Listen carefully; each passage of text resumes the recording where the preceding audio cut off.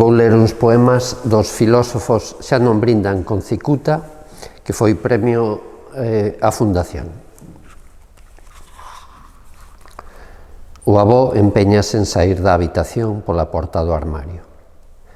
Dan ganas de rir. Un deses sorrisos como unha bolboreta coas ás rotas. Case verme. Ás veces, un berro amarelo fai tenro que semella máis cruel. Para el sempre é Nadal. Luns sempre. Se lle quitase o desvarío, quedaría a poesía núa, con frío. A loucura, que se abre e se pecha segundo a luz, como esas flores raras do xardín.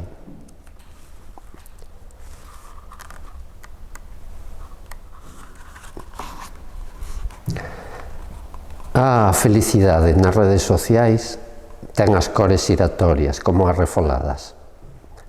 A ledicia bate as ás antes de se desmembrar nas sombras, como os paxaros fugaces.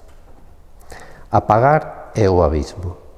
A caída contra os rochedos onde escuma a maldita verdade.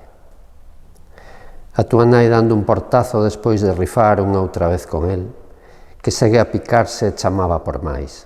E ti, descrocada, morta, as marcas do frío nun mirar no que aboias ao cuidado da aboa, os labios pintados aínda así, única como Instagramer aos teus 16 anos.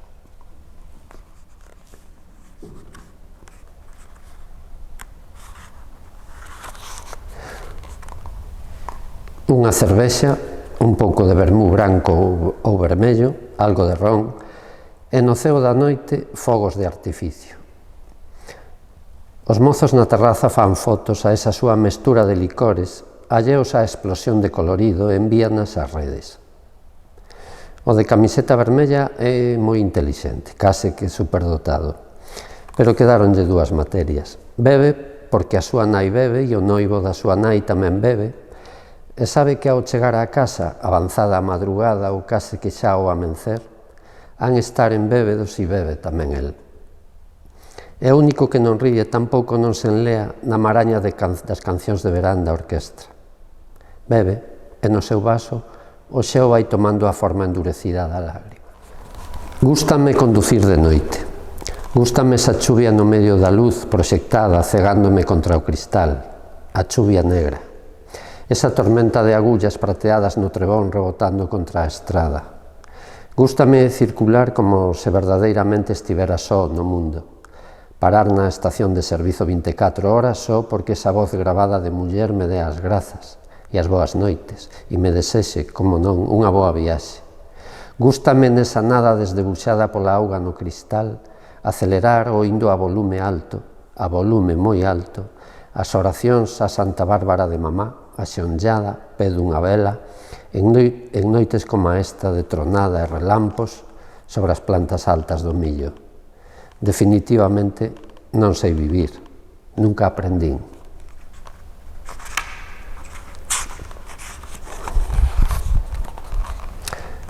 Non sei ben se morreu mamá. É como se non estivera certo. Case nunca a vexo. Realmente non hai ningunha diferenza. Despois de tantos quilómetros teño a sensación de non ser xa de ningún lugar. En realidade, a casa de papá e de mamá foise derrubando dentro de min cada día, segundo ia sumando quilómetros ata case que desaparecer. Notábao porque as palabras tamén ían deshabitando as horas no meu interior. Xa únicamente son o que queda de min no iPhone, nos correos electrónicos, neste coche. Unha vida case virtual. Non se me lle certa. É como se tamén estivera morto. Aos mortos quedanlles por un tempo estes mesmos sinais. Botellón ao mestre Eugenio de Andrade. Esta noite, mentres escribía detrás dunha palabra súa, mestre, como sempre, grafitis na madrugada contra unha palabra viva e inesperada, alguén estaba a roubar no meu coche. É o que ten frecuentar a esa hora os barrios marxinais da escrita, que lle quer. Eu vivo na capital efémera dos mozos, onde o primeiro centro cultural é un dos 21 pubs que ofrecen monólogos cada fin de semana. O reloxo marca sempre a hora de ancellar e os días mátanse con ketamina. Tería que ver como se desfán os ceos co anestésico para cabalos. Mais unha vez teñenseme desfeito nunha presada de versos inacabados. Aquí, a heroína ocúltase na caseta de autopsias e debaixo do altar do cemiterio novo. As noites sementan bragas e botellóns e os corazóns fortes bombean batucada e reggaetón. O traxecto de Metallica a Slayer e Volbeat non pasa por dedos delicados e a peaxe, mestre, é unha mordedura de cabalo. Gustaríalle, estou certo, a pesar de todo. Vostede, vexo entre palabra e palabra, deixa espazos de herba deitada. Deixounos sempre. Mesmo na súa época de vellez aínda había herbazos para deitarmos cando ninguén vía. Era ese seu ollar. Despois, sempre veñen días que arrastran unha melancolía que saben xebrar como ninguén as mans das caixeiras de familia. E excuse que diga melancolía cando, a ser preciso, debera dicir nada máis, restos do cotián. Vostede sabe, os mozos deixan eso. Non sei onde se pode atopar aquí a poesía, pero sei que está, sequera nesa perversidade que crece cos ollares novos. É cuestión de esperar, dar con ela. Na perversidade, sabémolo, ten de estar. Aquí a lúa rómpesenos cada noite a pesar de procurarmos sílabas fortes como estacas.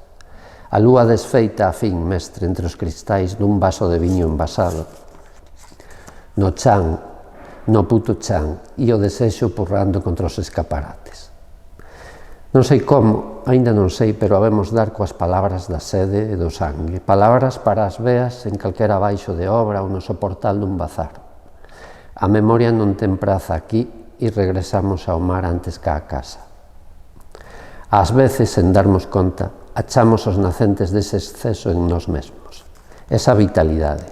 Gustaríalle, insisto, estar entre os mozos, observalos desde a praza sen ser árbore, todo máis pedra, lousa, para saber dos seus pasos nas puntas. É verdade que ese é o seu único compromiso, mas tamén a súa excepcionalidade. Son mozos, e eu elixín vivir na súa capitalidade, tamén súa, se vostede considera, mestre, con ese seu mirar para a lúa dos vasos rotos.